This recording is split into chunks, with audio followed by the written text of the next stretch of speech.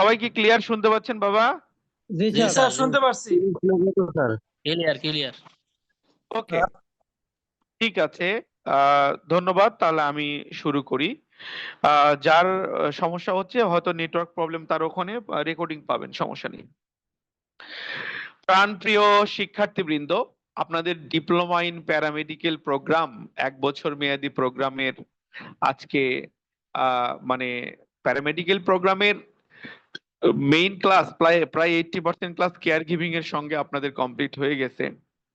20% কিছু critical part আছে, জটিল পার্ট আছে, যেটা আলাদাভাবে ক্লাস হয়, ওটা কেয়ার গিভিং এর পার্ট নয়। তো প্যারামেডিক্যালের গুরুত্বপূর্ণ পার্ট আমি শুরু করে দিলাম। তো এখানে আরেকটা কথা আছে, সেটা হলো কি যে আহ অনুগ্রহ করে আপনারা এই যে সপ্তাহে একটা দিন আমরা সময় দেব, কেউ ক্লাস মিস করবেন না। কারণ যারা সত্যিকার অর্থে নিজের পরিবারের নিরাপত্তা চান, যারা সত্যিকার অর্থে পেশাগত জীবনে আল্লাহর রহমতে দ্রুত গেইন করতে চান, ক্লাস মিস করবেন না। কারণ লাইভ ক্লাসে অনেক রকম কথার প্রশ্নের উত্তর আমি দেব আপনাদের, যেটা রেকর্ডেড ক্লাসে থাকে না। তো এইটুকু সপ্তাহে একটা দিন আপনাদের জ্বালাবো আমি। এই একটা দিন যেন আপনাদের কাছে মানে সময় থাকে আপনাদের। 10 মিনিট দেরি হলেও আমি জয়েন করব। আপনারা অপেক্ষা করবেন যে স্যার আসবে আমাদের মাঝে। তো আপনারা নিজেদের মধ্যে গল্প করবেন, নিজেরা কে শুরু করছেন কে করেননি, একজন আরেকজনকে সাহস দেবেন। আমি চাই আপনাদের মধ্যে একটা আত্মার বন্ধন তৈরি হোক। খেয়াল করে দেখেন, আজকের ক্লাসে কিন্তু আপনারা একক কোনো ব্যাচ নয়। এখানে 210, 11, 12, বিশেষ করে 211, 12, 13, 14 এই 4টা ব্যাচের অনেক ভাই বোনেরা আপনারা আছেন। তো এটা কিন্তু একটা শক্তিশালী বন্ডিং তৈরি হচ্ছে আপনাদের মাঝে। মনে রাখবেন, একটা শক্তিশালী নেটওয়ার্ক পেশাগত জীবনে, এটা আপনার সফলতার একটা গুরুত্বপূর্ণ পার্ট। দেখবেন যে আপনি যে ক্ষেত্রে প্রবলেম ফেস করছেন, ওই ক্ষেত্রে আপনারই আরেক ভাই সে ওই প্রবলেমের সমাধান জানে। আপনি তার দুটো পরামর্শ নিয়ে আপনি জীবনে অনেক এগিয়ে যেতে পারবেন। তো সো দ্যাট আমি চাই আপনাদের মধ্যে একটা পজিটিভ বন্ডিং তৈরি হোক। কেউ কাউকে কোনো ইস্যু নিয়ে হিংসা করবেন না। সবাই যে যার জায়গা থেকে একজন আরেকজনকে ইন্সপায়ার করবেন, সাহস দিবেন, সবাই যেন এগিয়ে যায়। ভালো বন্ধু বেশি হলে ক্ষতি নাই। এনিওয়ে, তো ক্লাসের শুরুতে আজকে টপিক হচ্ছে ডায়াবেটিস মেলাইটাস। সবাই মনোযোগ দিয়ে কথা শুনবেন। বর্তমানে এমন অবস্থার দিকে আমরা যাচ্ছি যে ইন ফিউচারে ঘরে ঘরে ডায়াবেটিক পেশেন্ট পাবেন। এখনো তো পাওয়া যাচ্ছে। কোনো পরিবারে ডায়াবেটিক রোগী নেই এরকম খুব কম। 10টা পরিবারের মধ্যে 8টা পরিবারে আপনি ডায়াবেটিক রোগী পাবেন। কেউ না কেউ ডায়াবেটিক পেশেন্ট আছেই। এটা কিন্তু বলতে গেলে প্রায় 100% হয়ে যাবে একটা সময়, প্রতিটা পরিবারে ডায়াবেটিক পেশেন্ট থাকবে। কারণ দিনে দিনে আমরা যান্ত্রিক হয়ে যাচ্ছি বেশি। আমাদের আহ আমরা অনেক ব্যস্ত আছি, আমরা কাজ করছি, কিন্তু আমাদের চলাফেরার মধ্যে আমাদের কাজের মধ্যে চলাফেরা কম, মুভমেন্ট কম, ফিজিক্যাল মুভমেন্ট কম। ঠিক আছে, আমাদের ডেস্ক ওয়ার্ক বেড়ে গেছে। আহ তো আমি যখন বেক্সিমকোতে রিসার্চ এন্ড ডেভেলপমেন্টে ছিলাম, তো দেখি যখন যে ল্যাবে মেডিসিনের রিসার্চ হয়, কোনো চেয়ার নাই, দাঁড়ায় থেকে সব কাজ। তো মেডিসিন কোম্পানিতে বেশিরভাগ ক্ষেত্রে যেখানে মেডিসিন তৈরি হয়, রিসার্চ হয়, বেশিরভাগ ক্ষেত্রেই আপনি বসার জায়গা কম পাবেন। সারাটা দিন অফিস টাইমে আপনাকে দাঁড়ায় থাকতে হবে বেশিরভাগ সময়। তো মনে মনে কষ্ট পেতাম, কিন্তু আসলে কিন্তু ওইটা শরীরের জন্য উপকার। আপনি যতক্ষণ বসে থাকার থেকে দাঁড়িয়ে থাকাটা শরীরের জন্য উপকার। তো দিনে দিনে বাবা এমন হয়ে যাচ্ছে, আমরা আমরা বেশি যান্ত্রিক হয়ে যাচ্ছি। আমাদের কাজে কর্মের মাঝে ফিজিক্যাল মুভমেন্টটা কম হচ্ছে। এক্ষেত্রে আমাদের ডায়াবেটিস নামক লাইফস্টাইল ডিজিজটা কিন্তু হচ্ছে। আসলে সত্য কথা বলতে কি জানেন, যে এটাকে আমি রোগ বলতে নারাজ। এটা একটা লাইফস্টাইল প্রবলেম। আমাদের লাইফস্টাইলের কারণে এই রোগটা হয়। লাইফস্টাইলটাকে যদি আমরা কারেকশন করি, আমাদের খারাপ লাইফস্টাইলের কারণে এই রোগটা হচ্ছে। আবার লাইফস্টাইলটাকে যদি আমরা কারেকশন করি, ঠিক আছে, তাহলে কিন্তু এই রোগটা মানে যারা নিয়ম মেনে চলবো, ডায়াবেটিস হবেই না। আর যার হয়েছে, সে যদি লাইফস্টাইলটাকে আবার কারেকশন করতে পারে, তার কিন্তু ডায়াবেটিস ভালো হয়ে যাবে। তো যদিও বর্তমানে বেশিরভাগ চিকিৎসকদের কথা এটাই যে ডায়াবেটিস ভালো হয় না, চেষ্টা করলে ভালো হবে। আর কেউ কেউ আছে যে ওষুধ খেয়েই ভালো থাকতে চায়, তাদের জন্য ওষুধ। আর কেউ যদি মনে করে আমি লাইফস্টাইলটা কারেকশন করব, যেমন ধরেন সিম্পলি একটা এক্সাম্পল দেই। আমি চিন্তা করলাম যে 3 বেলা আমরা যে ভাত খাই, আমরা বাঙালি জাতি 3 বেলা ভাত খাই। কেউ বলেন যে স্যার আমি 3 বেলা ভাত খাই না, আমি 2 বেলা ভাত খাই, 1 বেলা রুটি খাই। ভাত রুটি একই জিনিস, ভাত এবং রুটি একই জিনিস। তো এই যে যে মানুষগুলো 3 বেলা ভাত খাচ্ছে বা কার্বোহাইড্রেট খাচ্ছে, তাদের কিন্তু ভবিষ্যতে ডায়াবেটিস হওয়ার চান্স বেড়ে যাবে। আমি নিজের ক্ষেত্রে ব্যক্তিগতভাবে যেটা করি, আমি সকালে কিছুই খাই না। এই ধরেন প্রতিদিন রাতের খাবারটা সন্ধ্যায় খেয়ে নিচ্ছি, 7টা 8টার মধ্যেই খেয়ে নেই। আর দুপুরে খাই, রাতে খাই। আর এই যে রাতে খেলাম সন্ধ্যা 7টা 8টার মধ্যে, আমি কিন্তু সকালে আর কিছু খাবো না। একবারে দুপুরে 2টোর দিকে, 1:30 2টো এই সময়ে খাবো। তো এই যে লং টাইম যদি না খেয়ে থাকি, পাকস্থলীতে খাবার না থাকে, তাহলে আমাদের শরীর তার অর্গান গুলোকে পরিচালনা করার জন্য, শরীরের যে অঙ্গ প্রত্যঙ্গ এগুলোকে ঠিক রাখার জন্য শরীরে তো এনার্জি লাগবে। পাকস্থলীতে খাবার না থাকলে শরীর তার সঞ্চিত ফ্যাটকে এনার্জিতে কনভার্ট করে কাজে লাগাবে। আপনার রক্তনালীর মধ্যে ফ্যাট জমা হয়ে আছে, এগুলো কিন্তু গ্লুকোজকে ফ্যাটে কনভার্ট করে রেখে দিয়েছে বডি। ওই ফ্যাটটাকে বার্ন করে এনার্জিতে কনভার্ট করে রক্তনালী ক্লিয়ার করে দেবে। আপনার পেটে ফ্যাট জমে আছে, সেইটাকে আস্তে আস্তে বার্ন করে, দিনে দিনে অল্প অল্প করে বার্ন করে ওটাকে এনার্জিতে কনভার্ট করে আপনার কিন্তু মানে শরীর ভালো রাখবে। তো সো দ্যাট আমরা যখন রেগুলার 3 বেলা খাবার খাচ্ছি, আমাদের শরীর পাকস্থলীতে রেডি এনার্জির সোর্স পেয়ে যাচ্ছে। শরীরের সঞ্চিত বা জমাকৃত ফ্যাটকে এনার্জিতে কনভার্ট করে না, ও বেশি পরিশ্রম করতে চায় না।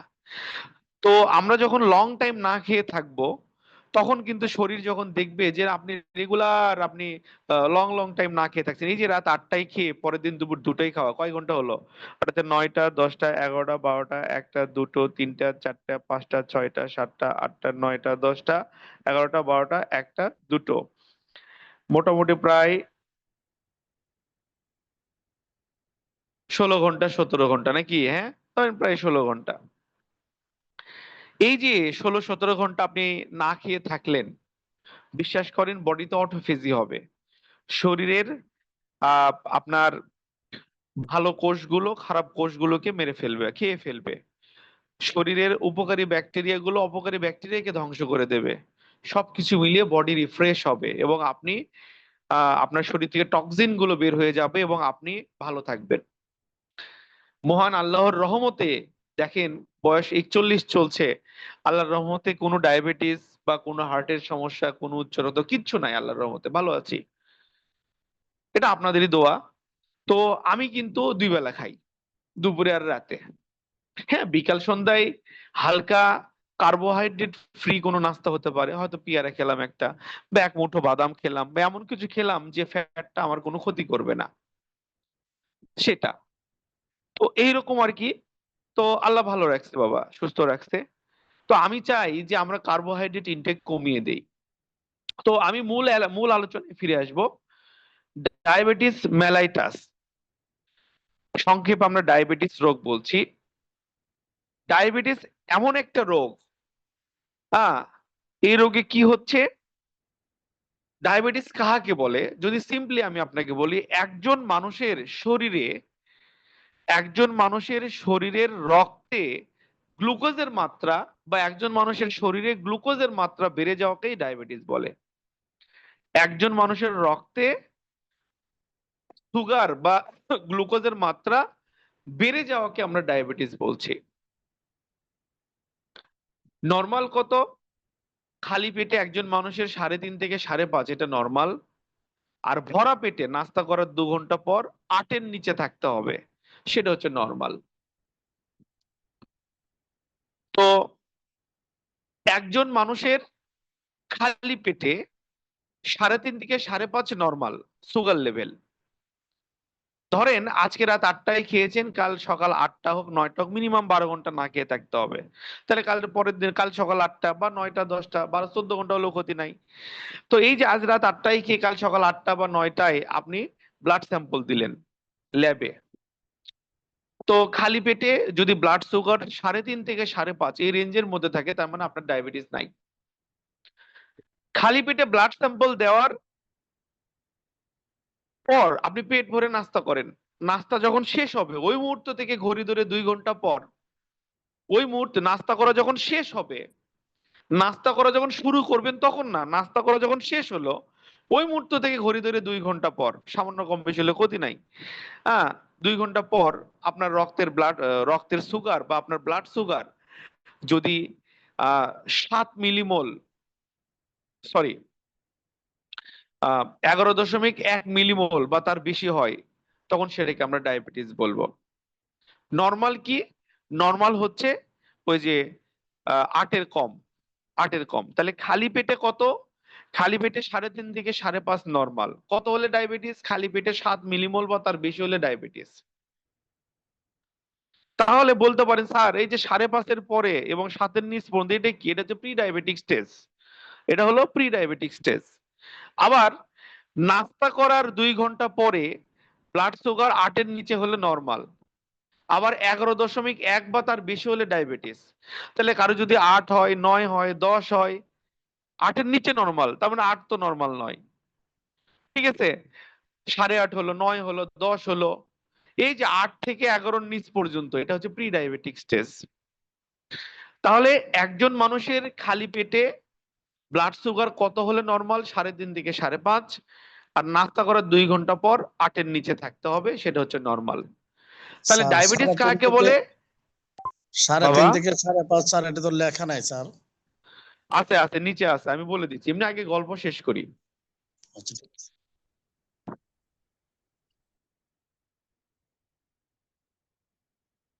আচ্ছা সেগুলো তো পরে আসতেছে, আগে ডায়াবেটিসটা কি আমরা সেটা বুঝি, ডায়াবেটিসের ধরনগুলো বুঝি, আস্তে আস্তে আপনারা এই প্রশ্নগুলোর উত্তর পেয়ে যাবেন। আগে সময় দেন আমাকে।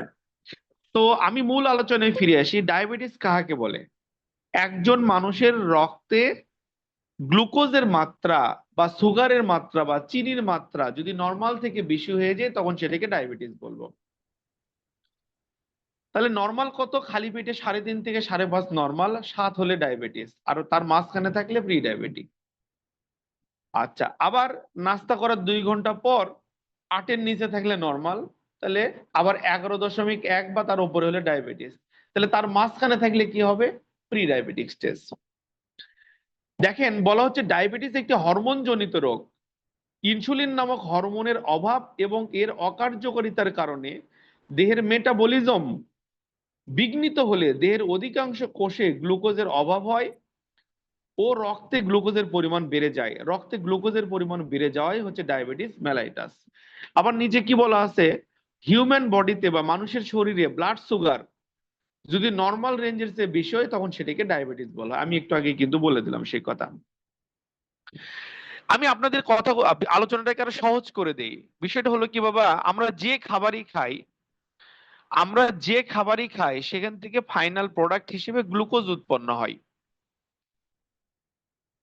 এই গ্লুকোজ গুলো আমাদের রক্তে চলে আসে।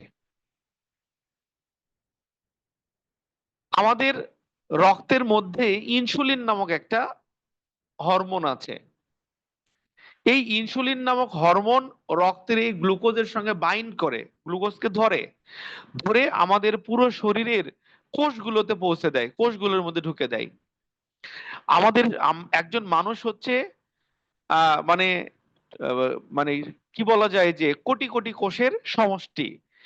আমি সহজ করে বললে ট্রিলিয়ন ট্রিলিয়ন কোষের সমন্বয়ে একজন মানুষ, নট মিলিয়ন বা বিলিয়ন, বিলিয়নের উপরে ট্রিলিয়ন, ট্রিলিয়ন ট্রিলিয়ন, মাথা থেকে পা পর্যন্ত আমাদের কিন্তু মানে লক্ষ কোটি কোষের সমন্বয়ে কিন্তু আমরা একটা মানুষ। তো আমরা যে খাবারই খাবো সেই খাবার থেকে ফাইনাল প্রোডাক্ট হিসেবে গ্লুকোজ বা সুগার উৎপন্ন হয়, চিনি। তো এই গ্লুকোজটা আমাদের রক্তে চলে আসে। সেই রক্তের মধ্যে আছে ইনসুলিন নামক একটা হরমোন। এই হরমোন গ্লুকোজের সঙ্গে বাইন্ড করে, গ্লুকোজকে ধরে, বন্ধুত্ব করে করে ওকে সাথে করে নিয়ে আমাদের শরীরের প্রতিটা কোষের মধ্যে পৌঁছে দেয়। কোষগুলো হচ্ছে আমাদের পাওয়ার হাউস, ঠিক আছে? এই কোষগুলো এই যখন ইনসুলিন গ্লুকোজকে পৌঁছে দিচ্ছে আমাদের কোষের মধ্যে, আমাদের শরীরের কোষ ওই গ্লুকোজকে পুড়িয়ে এনার্জি উৎপন্ন করে। সেই এনার্জি দিয়ে আমাদের দেহ নামক ইঞ্জিনটা চলছে। তাহলে যে খাবার খাচ্ছি সেখান থেকে ফাইনাল প্রোডাক্ট হিসেবে গ্লুকোজ উৎপন্ন হচ্ছে, গ্লুকোজ রক্তে আসছে। আর আমাদের পাকস্থলীর পেছনে একটা গ্ল্যান্ড আছে বা মাংসপিণ্ড আছে যেটাকে বলি প্যানক্রিয়াস বা অগ্নাশয়। এই প্যানক্রিয়াসের বিটা সেল নামক একটা ছোট্ট অংশ থেকে ইনসুলিন নামক হরমোনটা তৈরি হয়। এই হরমোনটা তৈরি হয়ে সোজা আমাদের রক্তের মধ্যে চলে আসে। তো আমাদের ইনসুলিন আমাদের রক্তের মধ্যে এসে রক্তের গ্লুকোজ গুলোকে ধরে ধরে আমাদের কোষ পর্যন্ত পৌঁছে দিচ্ছে। কোষ সেই গ্লুকোজকে পুড়িয়ে শক্তি উৎপন্ন করছে, যে শক্তি দিয়ে আমাদের দেহ নামক ইঞ্জিনটা চলছে। খুব সুন্দর একটা সিস্টেম মহান আল্লাহ তাআলা আমাদের শরীরে দিয়েছেন। এখন কথা হচ্ছে আপনি 3 বেলা খাচ্ছেন বা 4 বেলা খাচ্ছেন, কিন্তু যতটুকু আপনি খাবার খাচ্ছেন সে অনুপাতে আপনার ফিজিক্যাল মুভমেন্ট হচ্ছে না। আপনি যেটুকু সারাদিন নড়াচড়া করেন বা কাজ করেন তাতে সারাদিনে এক বেলা যে খাবার খান সেটাই, সেখান থেকে যে ক্যালোরিটা উৎপন্ন হয় বা গ্লুকোজটা আসে ওটা দিয়েই শরীরের ইঞ্জিনটাকে পরিচালিত করা সম্ভব। কিন্তু আপনি বা আমরা খাচ্ছি 3 বেলা 4 বেলা। তো এই অতিরিক্ত গ্লুকোজ গুলো রক্তে আসার পর যেটা হয়, আপনার এই অতিরিক্ত গ্লুকোজের কারণে এই গ্লুকোজ গুলো বেশি বেশি যখন কোষে যাবে, কোষ তো এত বেশি গ্লুকোজ ওর প্রয়োজন নাই ওর এনার্জির তৈরি করার জন্য। এক্সেস গ্লুকোজ গুলো দেখা যাচ্ছে কোষের মধ্যে জমা হচ্ছে ফ্যাট আকারে, এবং একটা সময় কোষগুলো ব্লক হয়ে যায়। এতে ওর যে অ্যাক্টিভিটি কার্যক্রম বাধাগ্রস্ত হবে, অর্থাৎ কোষগুলো আর গ্লুকোজকে নিতে চাইবে না, যে আমার লাগবে না, আমার মেলা জ্বালানি আছে, এগুলো আগে খরচ করি। এই যে দেখেন, অতিরিক্ত গ্লুকোজের কারণে অতিরিক্ত খাচ্ছি, অতিরিক্ত গ্লুকোজটা আমাদের কোষগুলোতে ফ্যাট আকারে জমা হয়ে কোষের গ্লুকোজের প্রতি আগ্রহ কমে যাচ্ছে, কোষ গ্লুকোজ আর নিতে পারছে না। তো কোষ যদি গ্লুকোজ গুলিকে পুড়িয়ে শক্তিতে উৎপন্ন আহ, যদি প্রপারলি না করতে পারে, একদিকে কোষ যা পাচ্ছে সেটা তো কাজে লাগাচ্ছে, অনেক সময় ফ্যাট জমার কারণে কোষের মধ্যে ও প্রপারলি ওই ওই গ্লুকোজ থেকে শক্তি উৎপন্ন করতে পারছে না, একদিকে কাজে লাগাতে পারছে না, আর একদিকে মনে করেন যে মানে যা দরকার তার থেকে অনেক বেশি কিছু আছে। সবকিছু মিলিয়ে যে কোষ যখন আমাদের রক্তের গ্লুকোজ গুলোকে রিসিভ করা কমিয়ে দিচ্ছে তখন রক্তে গ্লুকোজের মাত্রা বেড়ে যাচ্ছে।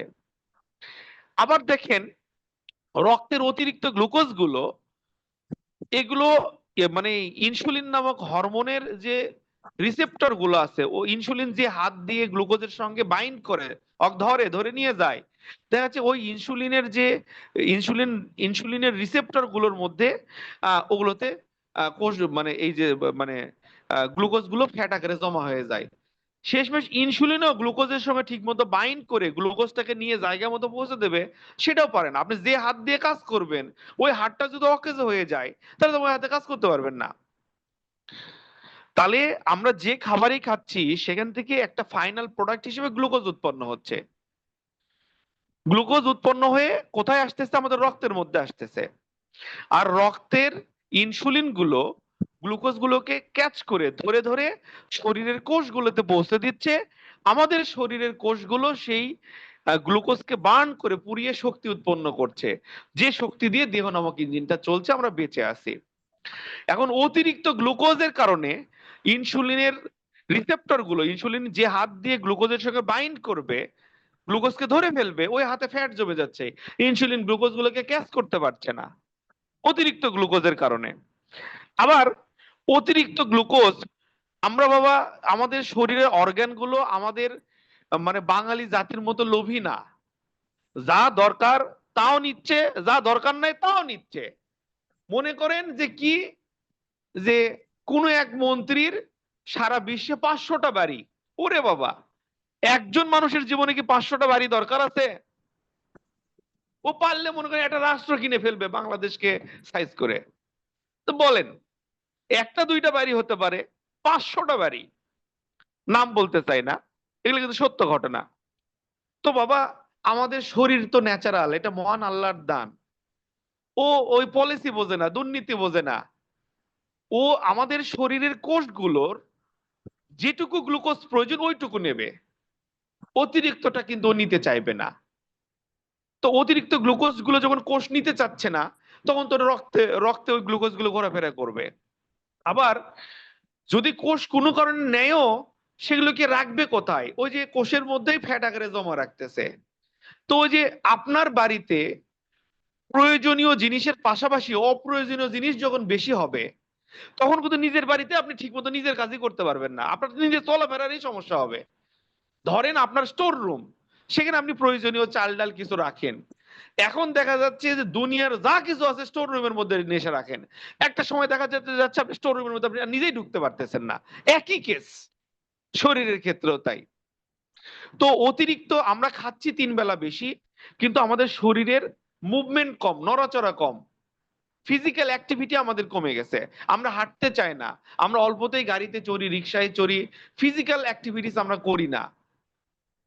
সো দ্যাট এতে যেটা হচ্ছে, আমাদের দৈনন্দিন অর্গান গুলোকে পরিচালিত করার জন্য যেটুকু আমরা নড়াচড়া করছি, তার জন্য শরীরের যেটুকু এনার্জি দরকার, সেইটুকু এনার্জি প্রদান করার জন্য যেটুকু গ্লুকোজ দরকার শরীর সেটা নিচ্ছে। অতিরিক্ত গ্লুকোজকে শরীর ফ্যাট আকারে সঞ্চয় করছে শরীরে। এই ফ্যাট গুলো কিন্তু পুরো শরীর, পেটে বা পিঠে, পেছনে, চারিদিকে ছড়িয়ে যায়। রক্তনালীর মধ্যে ফ্যাট জমছে, হার্টের মধ্যে ফ্যাট জমছে, চারিদিকে ফ্যাট জমছে। তো এই যে শরীরে গ্লুকোজ গুলো ফ্যাট আকারে জমে যাচ্ছে, কোথায় জমছে? শরীরের মধ্যে। আর শরীর তো কোষের সমষ্টি, কোটি কোটি কোষ নিয়ে আমাদের শরীর, তার মানে কোষের মধ্যে আমাদের ফ্যাট জমে যাচ্ছে। এই অতিরিক্ত ফ্যাটের কারণে গ্লুকোজ গুলো ফ্যাটে কনভার্ট করে শরীর রেখে দিচ্ছে। আমরা বেশি খাচ্ছি এই জন্য, ওর তো দোষ নাই। তো এই অতিরিক্ত ফ্যাটের কারণে কোষগুলো ঠিক মতো কাজ করতে পারছে না। এই যে আমাদের শরীরের কোষগুলোর আহ, মানে গ্লুকোজকে রিসিভ না করার মানসিকতা, বা বেশি বেশি গ্লুকোজকে কাজে লাগাতে পারছে না ফ্যাট জমা হওয়ার, কোষের মধ্যে ফ্যাট জমা হওয়ার কারণে। পাশাপাশি আবার কি হচ্ছে, ইনসুলিন গুলো প্রপারলি কাজ করতে পারছে না। যে ইনসুলিনের যে রিসেপ্টর, সেখানেও ফ্যাট জমে যাচ্ছে, গ্লুকোজ ফ্যাট আকারে জমা হয়ে যাচ্ছে। এই যে ইনসুলিন কাজ করতে না পারা, কোষগুলোর কাজ করতে না পারা, তার অর্থ কি দাঁড়ালো?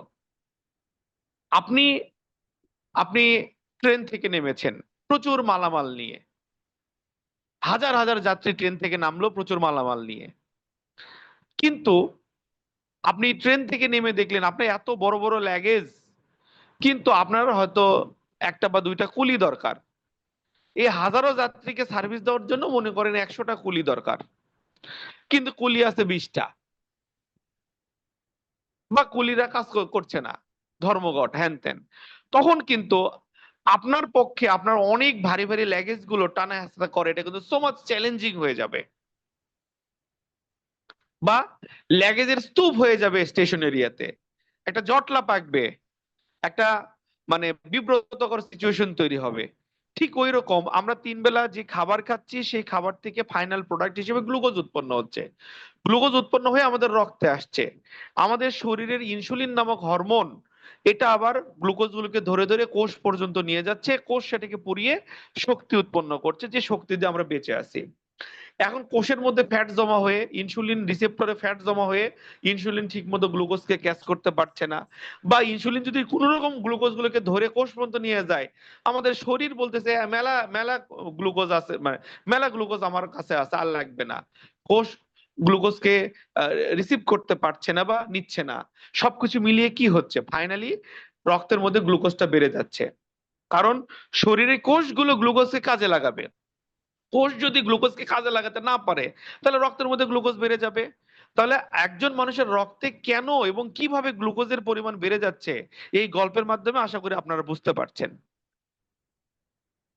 তো এই কারণেই রক্তে গ্লুকোজের মাত্রা বাড়ছে এবং আমাদের ডায়াবেটিস হচ্ছে। আরো কিছু কারণ আছে।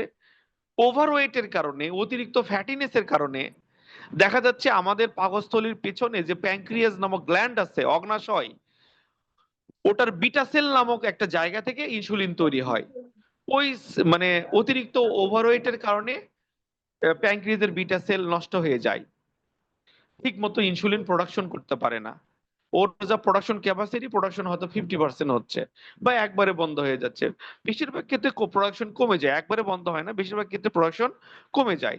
এই যে ইনসুলিন উৎপাদন কমে গেল ওভারওয়েটের কারণে, আবার এই যে বেশি খাওয়া দাওয়ার কারণে এক্সেস গ্লুকোজ উৎপন্ন হয়ে অতিরিক্ত গ্লুকোজ রক্তে আসার কারণে আহ শরীর এই গ্লুকোজকে কাজে লাগাতে পারছে না। সবকিছু মিলিয়ে ফাইনালি কি হচ্ছে, হয় ইনসুলিন প্রোডাকশন কমে যাচ্ছে ফ্যাটিনেসের কারণে, অথবা এই যে ইনসুলিন রিসেপ্টর বা আমাদের শরীরের কোষগুলোর মধ্যে গ্লুকোজ গুলো জমা হচ্ছে ফ্যাট আকারে হয়ে, এরা কেউই গ্লুকোজকে ঠিক মতো কাজে লাগাতে পারছে না। অ্যাট দ্য এন্ড রেজাল্ট কি আসলো, রক্তে গ্লুকোজ বেড়ে যাচ্ছে। আর রক্তে গ্লুকোজ বেড়ে যাওয়াটাকেই আমরা ডায়াবেটিস বলি। তাহলে ফাইনালি আসামিটা কে? আসামি আমরা নিজেরা। আমরা যদি মনে করি যে আমার বাড়ি এখান থেকে 1/2 কিলো দূরে, আমি 1 কিলো বলবো না, 1/2 কিলো দূরে, তাহলে এইটুকু রাস্তা যদি সম্ভব হয় আমি হেঁটে যাব। এই যে কাজের মাধ্যমে যদি আমরা হাঁটি, তাহলে কিন্তু শরীর এই এক্সেস গ্লুকোজকে কাজে লাগাতে পারবে। বাবা, জানি না আপনারা দেখেছেন কিনা, ছোটবেলায় আহ বাসায় মানে বাবার জমি জমা আছে অনেক। তো বাবার তো একার পক্ষে আর এতগুলো জমি মেইনটেইন করা সম্ভব নয়, ফসল টসল করা। তো আহ নিজ এলাকার হোক বা অন্য এলাকার কৃষকরা এসে ওই যে টাকার বিনিময়ে কাজ করে দেয়, বা কামলা দেওয়া বলতে পারেন, ঠিক আছে? তো ওই যে যারা কামলারা আসেন বা যারা ডে লেবার, যারা যারা জমিতে কাজ করেন, আমি দেখি দেখা যাচ্ছে যে ওরা সকালে আসলো, মানে ঘন্টা 2-3 ওই 7টার মধ্যে এসে কাজ ধরলো। নয়টা, 9টার মধ্যে ঘন্টা 2 কাজ করে এসে 9টার মধ্যে ওরা খাবে। দেখবেন যে গামলা ভরে ভাত, আলু ভর্তা যা দেন সমানে খাচ্ছে, পেট ভরে খায়। আবার সারাদিন ডোটে কাজ করে। আবার দেখবেন যে বিকেল বেলায় এসে হয়তো দুপুরে হালকা কোনো নাস্তা টাস্তা দিতে হয়, একবারে বিকেলে 4টা-5টার দিকে এসে সে কিন্তু গোসল টোসল করে ফ্রেশ হয়ে সে রাতের খাবারটা বিকেলেই খেয়ে কিন্তু বের হয়ে যায়। তো দেখেন, তো আমি চিন্তা করি কি এই মানুষগুলো এত খায়, তো এরা তো অসুস্থ হয় না, আমি দেখি না অসুস্থ হতে। এবং এত বেশি খাচ্ছে কিন্তু ওরা স্লিম, ওদের পেট মোটা না, ওদের শরীরে ফ্যাট নাই, কিছু নাই। কিন্তু যখন আমি দেখলাম ওই যে আলুর জমিতে আলু আলু ওঠানো হয়েছে, তো বড় বড় আলুর ভার, আপনারা কি বলেন জানি না, আলুর ভার কাঁধে নিয়ে আসতেছে, এক মানে এক ভারে দেখা যাচ্ছে 2 মণ 3 মণ আলু আছে। তো এই ভারী ভারী ওজন টানাটানি করা, সারাদিন জমিতে কাজ করা, ওরা যেমন খায় তেমন পরিশ্রম করে। ফাইনালি যেটা হচ্ছে, ওরা অনেক বেশি খেলেও মানে যেটুকু মানে খাচ্ছে, যেরকম ক্যালোরি উৎপন্ন হচ্ছে, যেরকম গ্লুকোজ উৎপন্ন হচ্ছে, ওই রকম গ্লুকোজ বার্নও করছে ওরা। কিন্তু আমরা কিন্তু আলাদা। আমরা সারাদিন অফিসিয়াল কাজে ব্যস্ত, আমরা ডেস্ক ওয়ার্ক বেশি করছি, আমাদের কাজের মধ্যে হাঁটাচলা কম। আমরা একটু সামান্য দূরত্বও আমরা হাঁটতে চাই না। আমরা প্রতিদিন যে অন্তত 30 মিনিট বা 40 মিনিট জোরে জোরে হাঁটবো সকালে বা রাতে, আমরা সেটাও করি না। সবকিছু মিলিয়ে আমাদের দৈনন্দিন জীবনে ব্যস্ততা বেড়ে গেছে, কিন্তু ফিজিক্যাল অ্যাক্টিভিটি কমে গেছে। কিন্তু খাওয়া দাওয়া আমরা কমাইনি, খাওয়া দাওয়াটা আমরা ঠিক মতোই করতে চাই। তো এই যে খাওয়া দাওয়া ঠিকই মানে ঠিকই আছে, বা 3 বেলা 4 বেলা খাচ্ছি, কিন্তু ফিজিক্যাল অ্যাক্টিভিটিস কম। এই যে যে খাবারগুলো খাচ্ছি, এই খাবার থেকে যেটুকু গ্লুকোজ আমাদের শরীরের, আমাদের মানে সার্ভাইভ করার জন্য দরকার, ওইটুকু নিচ্ছে, বাকিগুলোকে আমাদের শরীর ফ্যাট আকারে জমা করে দিচ্ছে শরীরে। এই ফ্যাটটাই আমাদের পরবর্তীতে কি হচ্ছে, আমাদের প্যানক্রিয়াসের বিটা সেলকে নষ্ট করছে, ইনসুলিন উৎপন্ন কম হচ্ছে, রক্তে গ্লুকোজ বেড়ে যাচ্ছে। এই ফ্যাটটা ইনসুলিন রিসেপ্টরে জমা হচ্ছে, ইনসুলিন গ্লুকোজকে ক্যাচ করতে পারছে না, রক্তে গ্লুকোজ বেড়ে যাচ্ছে। এই ফ্যাটটা কোষের মধ্যে জমা হচ্ছে, কোষ মানে গ্লুকোজকে কাজে লাগাতে পারছে না। ফাইনালি যেটা হচ্ছে, রক্তে গ্লুকোজ লেভেল বেড়ে যাচ্ছে। তার মানে ডায়াবেটিস হওয়ার পেছনে আমাদের লাইফস্টাইল দায়ী। আমরা যদি বেশি খাই তাহলে বেশি কাজ করব, সেই কাজটা এমন কাজ যে কাজের মাধ্যমে শরীরের নড়াচড়া বেশি হবে। যদি না কাজের মধ্যে নড়াচড়া কম হয়, তাও অন্তত দিনে একবার দুবার জোরে জোরে হাঁটার চেষ্টা করব, মুভমেন্ট করব, যেন এক্সেস ক্যালোরি গুলো বার্ন হয়ে যায় বা এক্সেস গ্লুকোজ গুলো বার্ন হয়ে যায়। তাহলেই কিন্তু আমাদের মানে মানে কি বলা যায় যে আমাদের ডায়াবেটিস হওয়ার চান্স কমে যাবে, এই আর কি। তো অনেক গল্প করলাম। তো ডায়াবেটিস হচ্ছে এমন একটা রোগ, যে রোগে আমাদের রক্তে গ্লুকোজের মাত্রা বেড়ে যায়। আর একজন মানুষের রক্তে গ্লুকোজের মাত্রা বেড়ে যাওয়াকে ডায়াবেটিস বলা হয়। তো ডায়াবেটিস কেন হয়? যদি আমাদের শরীরে ইনসুলিন প্রোডাকশন কমে যায়, তাহলে ডায়াবেটিস হতে পারে। ইনসুলিন প্রোডাকশন কেন কমে যাচ্ছে? ওই যে প্যানক্রিয়াসের বিটা সেলে ওভারওয়েটের কারণে বিটা সেল থেকে ইনসুলিন প্রোডাকশন কমে যেতে পারে। আবার ইনসুলিন প্রোডাকশন ঠিকই হচ্ছে, কিন্তু ইনসুলিন কাজ করতে পারছে না, ইনসুলিন রিসেপ্টরের মধ্যে ফ্যাট জমে যাচ্ছে। ঘুরে ফিরে তো একই হলো। প্রোডাকশন কম হওয়া বা প্রোডাকশন ঠিকই হচ্ছে কিন্তু কাজ করতে পারছে না, ঘুরে ফিরে তো একই কথাই হলো। তো এই যে আমাদের শরীরের কোষগুলো আমাদের অতিরিক্ত খাওয়া দাওয়ার কারণে, অতিরিক্ত গ্লুকোজ, রক্তের গ্লুকোজের কারণে কোষগুলো ব্লক হয়ে যাওয়া, গ্লুকোজকে কাজে লাগাতে না পারা, ইনসুলিন রিসেপ্টর গুলো ব্লক হয়ে ফ্যাট দিয়ে ইনসুলিন মানে গ্লুকোজকে কাজে লাগাতে না পারা, বা ইনসুলিন প্রোডাকশন কমে যাওয়া, এরকম বিভিন্ন কারণে আমাদের রক্তে গ্লুকোজের মাত্রা বেড়ে যাচ্ছে। আর সলিউশন একটাই, আমাদের যদি ফিজিক্যাল অ্যাক্টিভিটি কম হয় কাজের মাঝে, তাহলে আমরা খাওয়া দাওয়া আমাদের কমায় দিতে হবে। এই যে আমি দুবেলা খাই, আরো বেশি ভালো হয়, আমি চেষ্টা করছি যে রাতের বেলা আমি যে ভাতটা খাচ্ছি দুপুরে আর রাতে, রাতে ভাত না খেয়ে মাঝে মাঝে ম্যাডাম রুটি দিচ্ছে, তো রুটিটা খাই। ভাতের থেকে রুটিতে ক্যালোরি একটু কম। ভবিষ্যৎ প্ল্যান আছে রাতের বেলা আমি রুটিও খাবো না, কোনো কার্বোহাইড্রেটই খাবো না। আমি হয়তো একটা ডিম খেলাম, আমি এক বাটি সালাদ খেলাম, বা একটা পেয়ারে খেলাম, কোনো ফলমূল খেলাম কিছু একটা, কিন্তু আমি কোনো কার্বোহাইড্রেট খাবো না। এটা শরীরের জন্য আরো বেটার হবে। তো আমরা আমাদের লাইফস্টাইলকে কারেকশন করি, কাজে কর্মের মাধ্যমে নড়াচড়া বেশি করি, বডির মুভমেন্ট বেশি করি, বিশ্বাস করেন আমরা সুস্থ থাকব, ডায়াবেটিস হবে না, বা হলেও নিয়ন্ত্রণে থাকবে। এখন মূল আলোচনাটা আমি এগিয়ে নিয়ে যাবো। আজকের আলোচনায় এই পৃষ্ঠাটাই পড়াবো, ডায়াবেটিস রোগটা কি, রোগটা কেন হয়, নর্মাল রেঞ্জ কি, লক্ষণ কি, এটুকু বুঝবো। পরবর্তী ক্লাসে মেডিসিন পড়বো, তার পরবর্তী ক্লাসে প্রেসক্রিপশন শিখবো। তো আর 10 মিনিট আলোচনা করব, করে মোটামুটি ক্লাস শেষ হবে, 10-15 মিনিট। তো দেখেন, বলা হচ্ছে ডায়াবেটিস একটি হরমোন জনিত রোগ। এইখানে কোন হরমোনের কথা বলা হচ্ছে জানেন? ওই যে ইনসুলিন হরমোন, ওই যে ইনসুলিন হরমোন প্রোডাকশন কম হওয়া বা কাজ করতে না পারা, এটাই হচ্ছে হরমোন জনিত রোগ। এই যে ইনসুলিন নামক হরমোনের অভাব অলরেডি বলে দেওয়া আছে, এবং এর অকার্যকরিতার কারণে, ঠিক মতো কাজ করতে না পারার কারণে দেহের বিপাক বা মেটাবলিজম বিঘ্নিত হয়। ওই যে ধরেন ইনসুলিন গ্লুকোজকে কোষে না নিয়ে গেলে তো কোষ তো আর গ্লুকোজকে কাজে লাগাতে পারছে না, এটাই হচ্ছে মেটাবলিজম বিঘ্নিত হওয়া। তো কি হচ্ছে, দেহের অধিকাংশ কোষে গ্লুকোজের, ওই যে ইনসুলিন গ্লুকোজকে কোষ পর্যন্ত পৌঁছাতে পারছে না, এই জন্য কোষের মধ্যে গ্লুকোজের অভাব, কিন্তু ইনসুলিন গ্লুকোজকে নিয়ে যেতে পারছে না। আবার কি হচ্ছে, রক্তে গ্লুকোজের পরিমাণ বেড়ে যাচ্ছে। তো সহজ করে বললে, ডায়াবেটিস রোগ কাকে বলে? একজন মানুষের রক্তে গ্লুকোজের মাত্রা বেড়ে যাওয়াকে ডায়াবেটিস বলে। আর ডায়াবেটিস রোগটা কেন হচ্ছে? আমাদের রক্তে যদি ইনসুলিন প্রোডাকশন, আমাদের শরীরে ইনসুলিন প্রোডাকশন যদি কমে যায়, বা ইনসুলিন আছে ঠিক মতো কাজ করতে পারছে না, বা আমাদের শরীরের কোষগুলোর মধ্যে অতিরিক্ত গ্লুকোজ ফ্যাট আকারে জমা হয়ে যাচ্ছে, বা অতিরিক্ত খাচ্ছি আমরা, শরীরের কোষগুলো যেটুকু গ্লুকোজ লাগবে নিচ্ছে, অতিরিক্তটা নিতে চাচ্ছে না, এগুলোর কারণে আলটিমেটলি রক্তের মধ্যে গ্লুকোজ বেড়ে যাচ্ছে, আর রক্তে গ্লুকোজ বেড়ে যাওয়াটাই হচ্ছে ডায়াবেটিস। কথা শেষ। এখন এখানে মেলা পেঁচাল আছে, এগুলো দরকার নেই, আসল জায়গায় আসেন।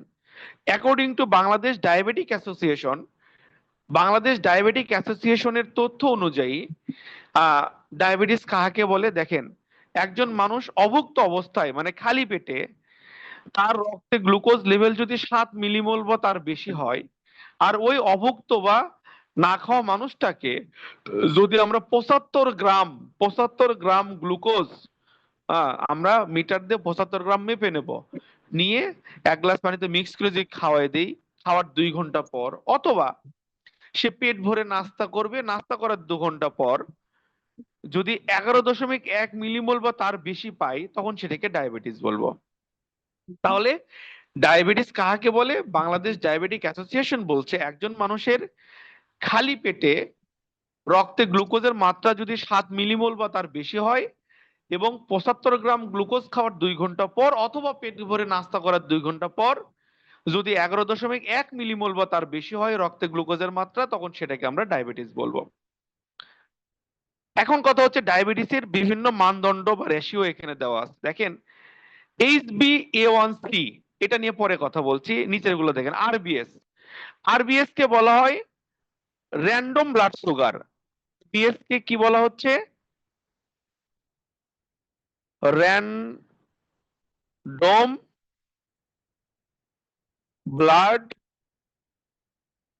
Sugar. Random blood sugar. Random কথার অর্থ হচ্ছে বাবা তাৎক্ষণাৎ। র্যান্ডম কথার অর্থ হচ্ছে তাৎক্ষণাৎ। ধরেন খাওয়া দাওয়া করছেন সকালে হয়তো 9টা-10টায়, আপনি হয়তো মিনিমাম 2 ঘন্টা পার হলেই, সেটা 3 ঘন্টা 4 ঘন্টা যেটাই হোক, আপনি দুপুর দুটোই টেস্ট করলেন, দ্যাট ইজ এটা র্যান্ডম। আপনি দুপুরে খাবার খাইছেন দুপুর দুটোই, আপনি বিকাল 4টা 5টা 6টা সন্ধ্যা 7টায় টেস্ট করছেন গ্লুকোজ লেভেল, মিনিমাম 2 ঘন্টা পার হলে চলবে। এই যে খাওয়ার মিনিমাম 2 ঘন্টা পার হয়েছে, সেটা 3 ঘন্টা হোক 5 ঘন্টা হোক, আপনি তখন যদি মানে রক্তের গ্লুকোজ লেভেল টেস্ট করেন, এটা হচ্ছে র্যান্ডম, তাৎক্ষণাৎ। একজন রোগী দুপুর দুটোই খাইছে, আপনার কাছে সন্ধ্যার দিকে এসে বলতেছে আমার একটু গ্লুকোজ লেভেলটা মেপে দেন, এটা আপনি মাপলেন, দ্যাট ইজ র্যান্ডম, তাৎক্ষণাৎ। তো র্যান্ডম ব্লাড সুগার যেটাকে বলছে আরবিএস। তো এই র্যান্ডম ব্লাড সুগার বা আরবিএস একজন মানুষের নর্মাল কত দেখেন, 5.5 থেকে 5.6 থেকে 7.8, মানে 8-এর নিচে। 5.5 থেকে 7.5 বা 8-এর নিচে। তো একজন মানুষের র্যান্ডম ব্লাড সুগার 5.6 থেকে 7.8 এই রেঞ্জের মধ্যে থাকলে বুঝবেন যে ওর ডায়াবেটিস নাই।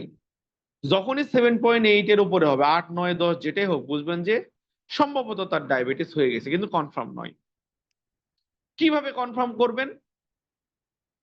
মিনিমাম 12 ঘন্টা না খেয়ে থাকবে। ধরেন আজকে রাত 8টায় খেলো, কাল সকাল 8টায় বা 10টায় বা 9টায় খালি পেটে মিনিমাম 12 ঘন্টা, 13-14 ঘন্টা হলেও সমস্যা নাই, মিনিমাম 12 ঘন্টা না খেয়ে থেকে সকালবেলা খালি পেটে যদি তার ব্লাড সুগার টেস্ট করেন, সেটাকে বলা হচ্ছে FBS, fasting blood sugar. FBS, FBS, FBS কে কি বলছি আমরা? Fasting blood sugar.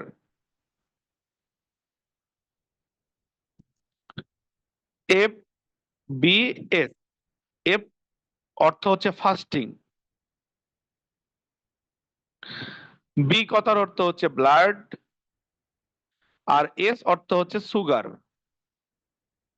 তাহলে এফবিএস মানে কি? Fasting blood sugar. ফাস্টিং মানে খালি পেটে, খালি পেটে ব্লাড সুগার। তো খালি পেটে ব্লাড সুগার মাপার নিয়ম কি? আপনি আজকে রাত 9টায় খেলেন, কাল সকাল 9টায়, বা আজকে রাত 8টায় খেলেন, কাল সকাল 8টায় বা 9টায়, মিনিমাম 12 ঘন্টা বা 13 ঘন্টা না খেয়ে থেকে সকালবেলা যে ব্লাড সুগারটা পরীক্ষা করবেন, দ্যাট ইজ এফবিএস বা ফাস্টিং ব্লাড সুগার। এটার কত হলে নর্মাল? 3.5 থেকে 5.5 মিলিমোল পার লিটার। এটা হচ্ছে মানে রক্তের গ্লুকোজ পরিমাপের একক আর কি। তাহলে একজন মানুষের খালি পেটে 3.5 থেকে 5.5 যদি এই রেঞ্জের মধ্যে পায়, তার মানে তার ডায়াবেটিস নেই, সে ভালো আছে। 6 পেলে কি? Pre diabetic. 6.5 প্রি ডায়াবেটিক, আর 7 হলে তো ডায়াবেটিস। এই যে সংজ্ঞায় লেখা আছে, খালি পেটে 7 মিলিমোল বা তার বেশি হলে ডায়াবেটিস। আর নর্মাল কত? 3.5 থেকে 5.5। আর যারা এর মাঝখানে আছে 6, 6.5, তার হচ্ছে প্রি ডায়াবেটিক। তাদের সাবধান হতে হবে, নাহলে তাদের ভবিষ্যতে ডায়াবেটিস হয়ে যাবে। আবার ওই মানুষটার আপনি সকালবেলা খালি পেটে ব্লাড নিয়ে টেস্ট করলেন, করার পর তাকে বললেন তা যে আপনাকে, তাকে 75 গ্রাম গ্লুকোজ মাপ দিয়ে দিলেন, গ্লাসে গুলে দিলেন, এটা খান, খেয়ে ঠিক 2 ঘন্টা পরে আমার কাছে আসেন। 10 মিনিট দেরি হলেও ক্ষতি নাই, ধরেন এবারে যে দুই দুই ঘন্টা পর আপনার কাছে আসবে। অথবা তাকে বলে আপনি বাইরে যে হোটেলে নাস্তা করেন, নাস্তা করা যখন শেষ হবে, নাস্তা শেষ হওয়ার 2 ঘন্টা পরে আবার আমার কাছে আসবেন। সে নাস্তা শেষ করে 2 ঘন্টা পরে আসলো, এসে তখন আপনি আবার তার গ্লুকোজ লেভেল চেক করলেন। এটাকে বলা হয় পিপিবিএস। পিপিবিএস, এখানে পিবিএসএস লেখা আছে, এটা কিন্তু typing mistake.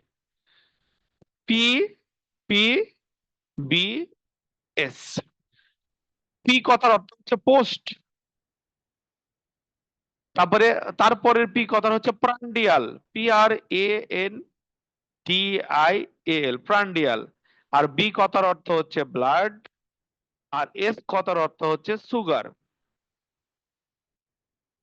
Post prandial blood sugar. এই পোস্টের পি, প্রান্ডিয়ালের পি, ব্লাডের বি, আর সুগারের এস, এটাই হচ্ছে পিপিবিএস। বাবা পোস্ট মানে পরে, প্রান্ডিয়াল মানে নাস্তা করা, নাস্তা করার পর ব্লাড সুগার। এখানে নাস্তা করা বলতে নাস্তা করার 2 ঘন্টা পরে আমরা কিন্তু দেখব। তো একজন মানুষের পিপিবিএস বা পোস্ট প্রান্ডিয়াল ব্লাড সুগার, এটা নাস্তা করার 2 ঘন্টা পরে কত নরমাল? 7.8 মিলিমোল পর্যন্ত নরমাল। ঠিক আছে? তাহলে 8 হলে কি, 9 হলে কি, 10 হলে কি? Pre diabetic. তাহলে ডায়াবেটিস হয়েছে কখন বলবো? যখনই 11.1 মিলিমোল বা তার বেশি হবে তখন ডায়াবেটিস। তাহলে 10 হলে কি, 10.5 হলে কি? Pre diabetic. 9 হলে কি? Pre diabetic. তাহলে খালি পেটে 3.5 থেকে 5.5 নরমাল, আর নাস্তা করার 2 ঘন্টা পর 8-এর নিচে 7.8 পর্যন্ত নরমাল। তাহলে ডায়াবেটিস কত হলে? খালি পেটে 7 মিলিমোল বা তার বেশি হলে ডায়াবেটিস, আর নাস্তা করার পর মানে পোস্ট প্রান্ডিয়াল ব্লাড সুগার, এটা 11.1 মিলিমোল বা তার বেশি হলে ডায়াবেটিস। আর এর মাঝখানে থাকলে সেটা প্রি ডায়াবেটিক। দেন বলা আছে যদি 11.1-এর বেশি হয় তাহলে ডায়াবেটিস মেলাইটাস বা ডায়াবেটিস। আর যদি 7.8 থেকে 11.1-এর নিচে হয় তারপরে ওটা প্রি ডায়াবেটিক। ঠিক তেমনি 3.5 থেকে 5.5 নরমাল, 7 হলে ডায়াবেটিস, 6 কি? Pre diabetic. তাহলে আরবিএস মানে র্যান্ডম ব্লাড সুগার, যখন তখন এটা 5.6 থেকে 7.8 নরমাল। ফাস্টিং ব্লাড সুগার বা খালি পেটে 3.5 থেকে 5.5 নরমাল। পোস্ট প্রান্ডিয়াল পিপিবিএস, এটা হচ্ছে 7.8 মিলিমোল পর্যন্ত নরমাল। আর খালি পেটে 7 বা তার বেশি হলে ডায়াবেটিস, নাস্তা করার পর 11.1 বা তার বেশি হলে ডায়াবেটিস, আর এর মাঝখানে থাকলে প্রি ডায়াবেটিক। এই পর্যন্ত আপনারা বুঝছেন কিনা? হ্যাঁ, ডায়াবেটিস কাকে বলে, ডায়াবেটিস হওয়ার কারণ কি, আর এই যে আরবিএস, এফবিএস, পিপিবিএস, এগুলো কি বুঝছেন? হ্যাঁ, জি স্যার। জি স্যার, বুঝতে পারছি। কথা শুনতে শুনতে তো মুখস্থ জি হয়ে স্যার, যাওয়ার কথা, বুঝতেছি একই কথা স্যার। বারবার বোঝানোর চেষ্টা করছি। মুখস্থই করা লাগবে না, শুনতে শুনতে হয়ে যাবে। এখন কথা হচ্ছে এফবিএস আর পিপিবিএস, এটা হচ্ছে ডায়াবেটিসের কনফার্মেটরি টেস্ট। একজন মানুষের আরবিএস 7.8 পর্যন্ত নরমাল, আপনি আরবিএস 9 পাইছেন, তাকে বলতে হবে আপনার সম্ভবত ডায়াবেটিস হয়েছে, কিন্তু আপনাকে কনফার্মেটরি টেস্ট করতে হবে। সেই কনফার্মেটরি টেস্টকে বলি আমরা ওজিটিটি। ওজিটিটি, ওজিটিটি কথার অর্থ হচ্ছে ওরাল গ্লুকোজ টলারেন্স টেস্ট। আপনার গুগলে সার্চ দেবেন, ডিটেলস পেয়ে যাবেন, ওরাল গ্লুকোজ টলারেন্স টেস্ট। এই ওজিটিটি টেস্টই হচ্ছে 12 ঘন্টা না খেয়ে থেকে খালি পেটে ব্লাড সুগার টেস্ট করা, আর নাস্তা করার 2 ঘন্টা পরে টেস্ট করা। এই দুটো মিলেই হচ্ছে এই ওজিটিটি। এই দুটার একটাও যদি বেড়ে যায় ডায়াবেটিস, দুটোই বেড়ে গেল ডায়াবেটিস। আর দুটোই যদি নর্মালে থাকে তাহলে ডায়াবেটিস হয়নি। তাহলে একজন মানুষের কনফার্ম ডায়াবেটিস হয়েছে কিনা এই এফবিএস আর পিপিবিএস এর মাধ্যমে বুঝবো। আর এই দুটোকে একত্রে বলে OGTT test, oral glucose টলারেন্সি test বা টলারেন্স টেস্ট। ঠিক আছে, এ হলো কথা। এখন HbA1c এটা কি জিনিস? এটা 1 থেকে 6% পর্যন্ত নরমাল বলছে। দেখেন, প্রতিটা মানুষের রক্তে 3 ধরনের রক্ত কণিকা থাকে। আমাদের রক্তের মাঝে 3 ধরনের কণিকা আছে। এই 3 ধরনের কণিকার নাম কি? আরবিসি বা রেড ব্লাড সেল, ডাব্লিউবিসি বা white blood cell. Red blood cell মানে কি? লোহিত রক্ত কণিকা। ডাব্লিউবিসি মানে হোয়াইট ব্লাড সেল, মানে শ্বেত রক্ত কণিকা, সাদা রক্ত কণিকা। আরেকটা হচ্ছে প্লাটেলেটস। অনুচক্রিকা, এই 3 ধরনের রক্তকণিকা নিয়ে আমাদের রক্তের প্রধান 3টা উপাদান। এখন কথা হচ্ছে আমাদের রক্তের মধ্যে যে আরবিসি আছে, আরবিসি রেড ব্লাড সেল খুবই গুরুত্বপূর্ণ উপাদান রক্তের। এই আরবিসির মধ্যে হিমোগ্লোবিন আছে। হিমোগ্লোবিন নামক এক ধরনের প্রোটিন থাকে, যে কারণে রক্ত লাল হয়।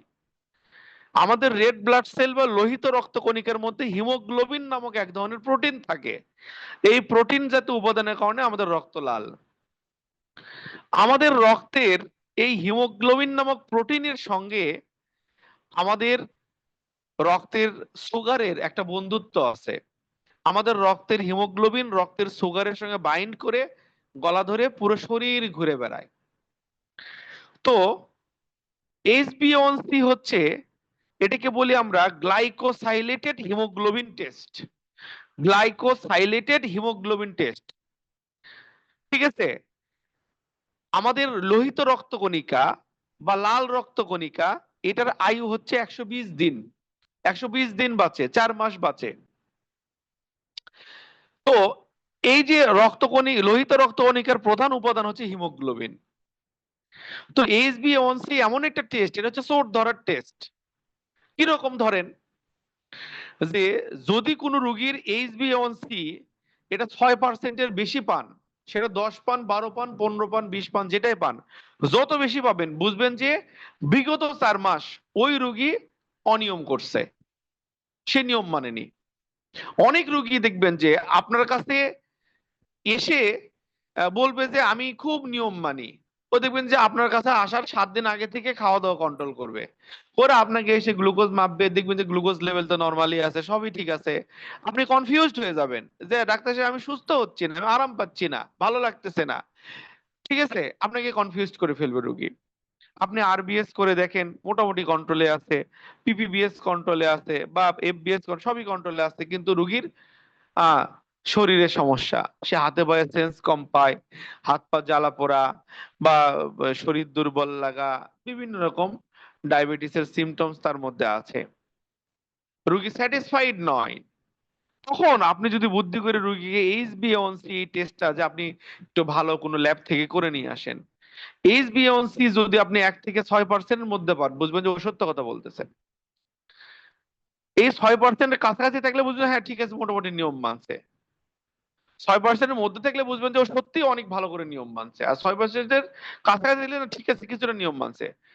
যখনই এই 6%-এর অনেক বেশি পাবেন, বুঝবেন যে বিগত 4 মাস সে অনিয়ম করছে।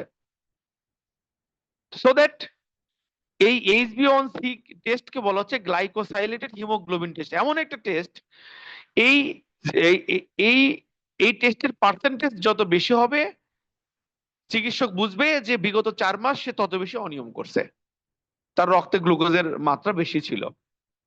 আমার কথা কি আপনারা বুঝতে পারছেন? কারণ এই আরবিসির হিমোগ্লোবিন বা আরবিসি বেঁচে থাকে 4 মাস। তাহলে এই হিমোগ্লোবিনের সঙ্গে রক্তের গ্লুকোজের একটা বন্ধুত্ব আছে। তো এই HbA1c পার্সেন্টেজের উপর ডিপেন্ড করে আমরা চিন্তা করি, এই পার্সেন্টেজ বেশি হওয়া মানে হচ্ছে ওই রোগী বিগত 4 মাস তত বেশি অনিয়ম করছে। আর এই পার্সেন্টেজ যত কম হবে, বুঝবো যে ওই রোগী তত বেশি নিয়মের মধ্যে ছিল। তো এটা হচ্ছে 4 মাসের একটা এভারেজ রেজাল্ট দেয়। তাহলে ডায়াবেটিস কাকে বলে? ডায়াবেটিস কেন হয়?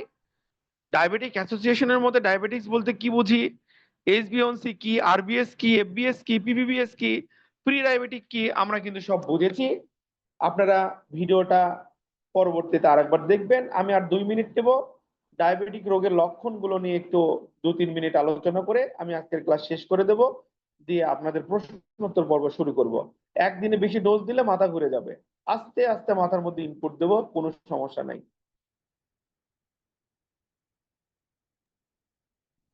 আজকের ক্লাসটা গল্পের মতো হলো, গল্পের মাঝ দিয়ে ডায়াবেটিস রোগটা নিয়ে আমি আলোচনা করার চেষ্টা করেছি। আসসালামু আলাইকুম স্যার। বাবা জি, হ্যাঁ, ভালো আছেন স্যার? জি আল্লাহর রহমতে ভালো আছি বাবা, ভালো আছি আল্লাহর রহমতে। ম্যাডামের শরীর মনে হয় একটু দুর্বল না? হ্যাঁ, ওই আপনার ওই যে জন্ডিসের কারণে শরীর খুব দুর্বল, তবে আগের থেকে অনেক ইমপ্রুভ করছে, আল্লাহর রহমতে আগের থেকে অনেক ভালো। আপনারা দোয়া করবেন তার হ্যাঁ, জন্য। দোয়া চাই বাবা। না গত সপ্তাহে তো হ্যাঁ মোস্তাফিজ স্যার বলছিল যে এই ম্যাডামের জন্য দোয়া করার জন্য। সবাই হয়তো দোয়া করছে, আল্লাহর অবশ্যই রহমতে। বাবা, অবশ্যই। আমি বিশ্বাস করি আমার প্রতিটা স্টুডেন্ট আমাদেরকে ভালোবাসে, আর আপনাদের ভালোবাসায় অবশ্যই। আমাদের বেঁচে তো থাকার স্যার, শক্তি বাবা।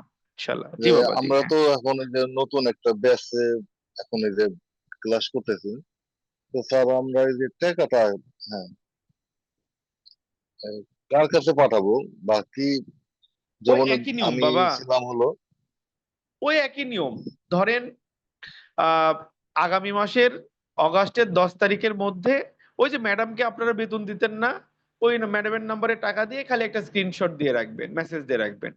দেখবেন যে আল্লাহর ইচ্ছে ততদিনে ম্যাডাম সুস্থ হয়ে যাবে। আহ বা ম্যাডাম সময় দিতে না পারলেও ম্যাডামের অ্যাসিস্ট্যান্ট আছে, সে সুন্দরভাবে আপনার ওই স্ক্রিনশট দেখে বা মেসেজ দেখে পরের দিন আপনাকে মানি রিসিপ্ট দিয়ে দিছে। এই আর কি। কোনো কারণে মানি হ্যালো, রিসিপ্ট পেতে দেরি হলে আমাকে একটু হোয়াটসঅ্যাপে নক দিবেন, স্যার একটু ম্যাডামকে জানিয়ে দিন, আমি বলে দিলাম। তবে ওই রকম হয় না, আপনারা তো দীর্ঘদিন আমাদের সঙ্গে হ্যালো। লেনদেন করে অভ্যস্ত। খালি ম্যাডামের নামে টাকা দিয়ে একটা মেসেজ দিয়ে রাখবেন, দেখবেন যে ঠিকই আপনি রেসপন্স পেয়ে যাবেন। ওই একই নিয়ম, ম্যাডামের নাম্বার। জি। তো ম্যাডামের নাম্বারেই জি, ওই যে হ্যাঁ, ওই আমরা তিন তো হাজার টাকা দিয়ে দিবেন, রেজিস্ট্রেশন হবে। যাদের যাদের রেজিস্ট্রেশন হবে তাদের একটা তালিকা আপনাদের গ্রুপে দিয়ে দেবো 10 তারিখের পর। ঠিক আছে? তাদেরকে নিয়ে আলাদা একটা গ্রুপ করব, ওই রেজিস্টার্ড গ্রুপ। তাদেরকে নিয়ে আমরা আরো ক্লাসের গভীরে চলে যাব ইনশাআল্লাহ। এই 3,000 এখন আমরা তো দিবেন, স্যার আর মনে তিন করেন হাজার যে দিবেন স্যার আগামী অক্টোবর নভেম্বরের দিকে। শেষ। এই 6,000 আমরা দিয়েই শেষ। আমরা তো আমরা তো স্যার ওই যে বাইরের দোকান থেকে স্যার হ্যাঁ বিকাশ করে টাকা পাঠাই দিই।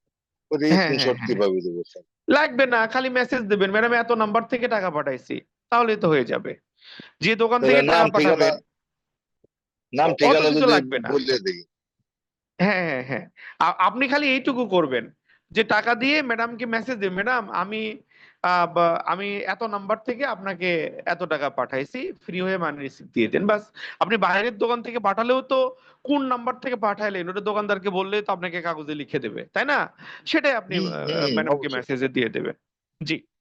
আচ্ছা আচ্ছা, এই আর ঠিক কি। আছে। জি বাবা, জি, আচ্ছা, অসংখ্য আসসালাম। ধন্যবাদ। জি বাবা, জি, হ্যাঁ। তো symptoms of diabetes mellitus, diabetes মেলাইটাসের লক্ষণ। ডায়াবেটিসের 3টা প্রধান লক্ষণ আছে।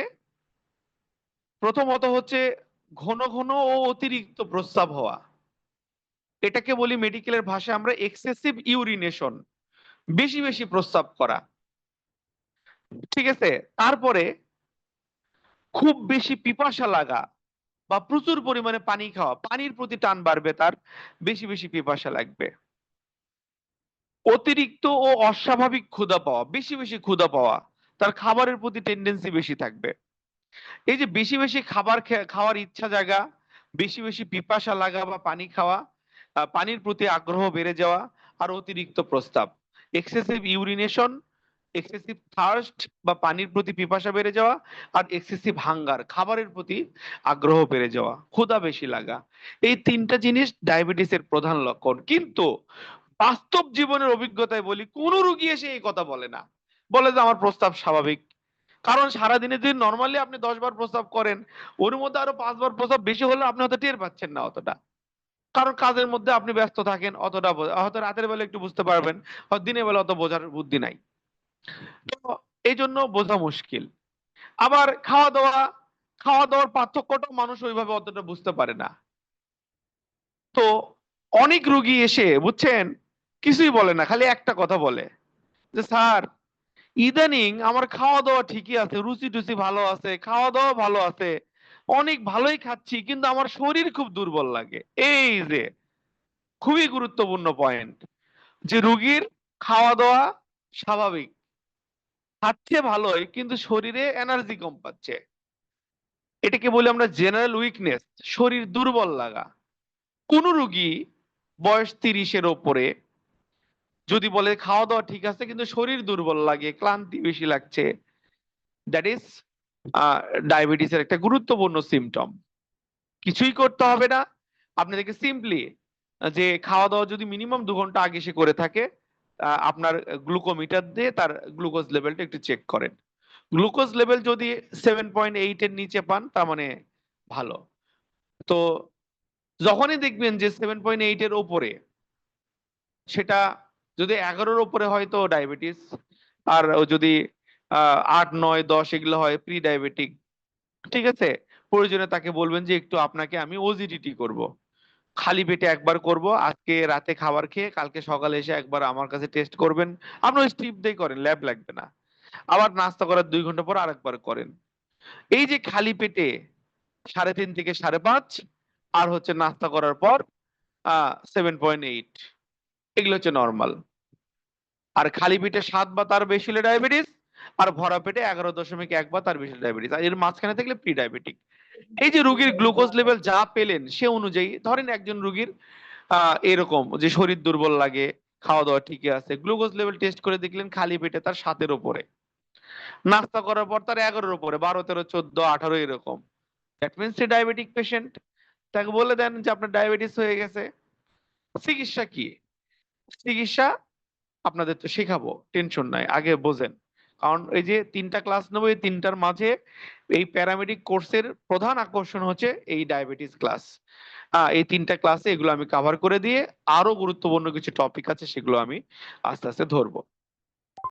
তো যাই হোক, তাহলে এই যে দুর্বলতা বোধ করা বা ক্লান্তি লাগা, এটাও কিন্তু ডায়াবেটিসের একটা গুরুত্বপূর্ণ লক্ষণ। আবার একটা দেখেন, অনেক রোগী আছে বলবে যে কোনো সমস্যা নাই আমার, আমি ভালো আছি, কিন্তু আমার শরীরে একটু কেটে গেছে কিন্তু শুকাচ্ছে না, বা আমার শরীরে 2-4টা সেলাই দিয়েছে, আমি একটু আঘাত পাইছিলাম কিন্তু ক্ষত শুকাচ্ছে না। যখনই শরীরের কোনো ক্ষত শুকাতে দেরি হবে, এটাও ডায়াবেটিসের একটা লক্ষণ। তারপরে কি? চোখে স্পষ্ট ভাবে দেখার অসুবিধা, ইদানিং চোখে ঝাপসা দেখছে। ডায়াবেটিক রোগীদের চোখে ছানি পড়ার প্রবণতা বেশি থাকে, রক্তে গ্লুকোজ লেভেল বেশি হওয়ার কারণে। এটাও কিন্তু একটা ডায়াবেটিসের সিমটমস হতে পারে। বিভিন্ন রকম চর্মরোগ, যেমন খোসপাসা মানে চুলকানি রোগ, তারপরে হচ্ছে ফোড়া, শরীরে দেখবেন যে যে যে লোম ফোড়া বা বিষ ফোড়া, ফোড়া জাতীয়, ফোড়া বা ফুসকুড়ি জাতীয় সমস্যা বেড়ে যাচ্ছে। এমনি কোনো সমস্যা নাই, রোগী এসে বলতেছে আমার ইদানিং শরীরে বেশি বেশি ফোড়া উঠতেছে, বিষ ফোড়া বেশি উঠতেছে, ফোড়া বেশি হচ্ছে। এই যে যে সকল রোগীর ফোড়া জাতীয় সমস্যা বেশি হবে, বুঝবেন যে এটা ডায়াবেটিসের সিমটমস। তো এই যে লক্ষণগুলো, এগুলোর যদি একটাও কোনো রোগীর মিল পান, কিছু না হলেও র্যান্ডম করেন, আরবিএসটা করেন। যদি 7.8 এর নিচে পান আলহামদুলিল্লাহ, যদি এর উপরে পান তাহলে সেটা 8, 9, 10, 12 যা পান পান, যে আপনি একটু একটু কালকে আজকে রাত্রে খাবেন 8টা 9টার মধ্যে, কাল সকাল 8টা 9টার দিকে এসে একবার একটু টেস্ট করেন, আবার নাস্তা করার 2 ঘন্টা পর আরেকবার করবো, আমি কনফার্ম হয়ে জানতে চাই আসলে আপনার ডায়াবেটিস হয়েছে কিনা। কারণ র্যান্ডম আমি বেশি পাচ্ছি, 7.8 পর্যন্ত নর্মাল আমি 10 পাচ্ছি বা 11 পাচ্ছি বা 14 পাচ্ছি। ঠিক আছে, এই আর কি। তো ওই ওজিডিটি খালি পেটে এবং নাস্তার পরে করে তাকে একটা ডিক্লারেশন দিয়ে দেন যে আপনার ডায়াবেটিস। এই হচ্ছে কথা। তো ধন্যবাদ সবাইকে, ভালো থাকবেন। ক্লাসের ভিডিওটা আরেকবার ফ্রি টাইমে দেখবেন। আল্লাহ হাফেজ। বাবা,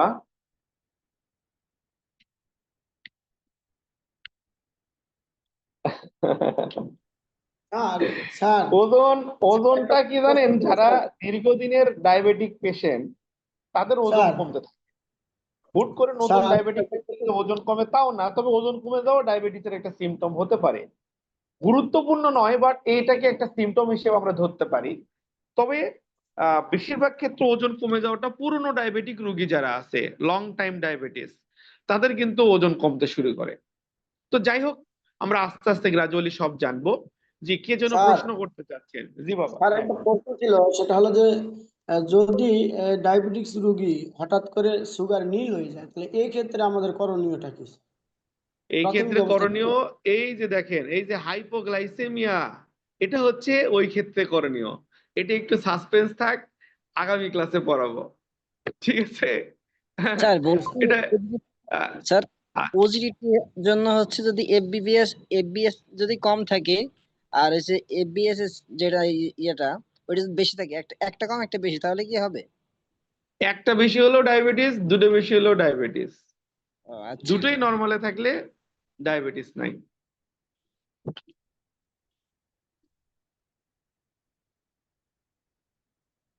বাবা, ডায়াবেটিস রোগ বংশগত হতে পারে, এটা লাইফস্টাইল ডিজিজ।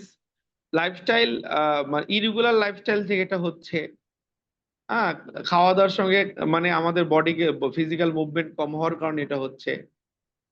কিন্তু এটা বংশগত হতে পারে। মা বাবার ডায়াবেটিস থাকলে সন্তানদের ডায়াবেটিস হওয়ার প্রবণতা আছে। ওই যে মা বাবার ডিএনএ তো ক্যারি করে সন্তান, ওই জেনেটিক্যালি ওই ডিজিজটাকে বহন করবে, কিন্তু হুট করে হয় না। ওই সন্তানরাও বড় হলে তাদের ডায়াবেটিসের ঝুঁকিটা বেশি থাকে। আমার কথা বুঝতে পেরেছেন? এই আর কি। জেনেটিক্যাল জিনিসটা খুব জটিল একটা জিনিস, বুঝছেন তো। আমি আমার গ্রামে একটা পরিবার আছে, তো মানে দেখা যাচ্ছে যে ওই পরিবারের কয়েকটা সন্তান, ওরা দেখা যাচ্ছে মাঝ বয়সে এসে পাগল হয়ে যায়, মাঝ বয়সে পাগল হয়ে যাচ্ছে। ছোট সন্তান বড় হচ্ছে খুব ভালো, মাঝ বয়সে এসে পাগল হয়। তো খোঁজ নিয়ে দেখা গেল ওদের বংশে এই বাপ দাদার মধ্যে এই সমস্যাটা আছে, কারণ জেনেটিক্যালি ওটা ক্যারি করতেছে। খুবই ডেঞ্জারাস। তো আবার এমনিতেও হতে পারে, আল্লাহর ইচ্ছা, আল্লাহ কখন কাকে কিভাবে পরীক্ষা বলা যায় না, কিন্তু বংশগত কারণে অনেক সমস্যা আসে। ঠিক আছে, এই আর কি। ডায়াবেটিসটা বংশগত কারণে হতে পারে, এটা মেইন রিজন নয়, ওয়ান অফ দ্য রিজন। আবার লাইফস্টাইলের কারণেও হয়। প্রধানত সমস্যা লাইফস্টাইল, আর বংশগত এটা পরের অপশন। আমার কথা বুঝতে পেরেছেন? এই আর কি। স্যার, যাদের ডায়াবেটিস হয় স্যার, তাদের রক্ত দেখলাম স্যার একবারে পানির মতো পাতলা। এত ওই রকম পাতলা না, ওই রকম আসলে বোঝা মুশকিল।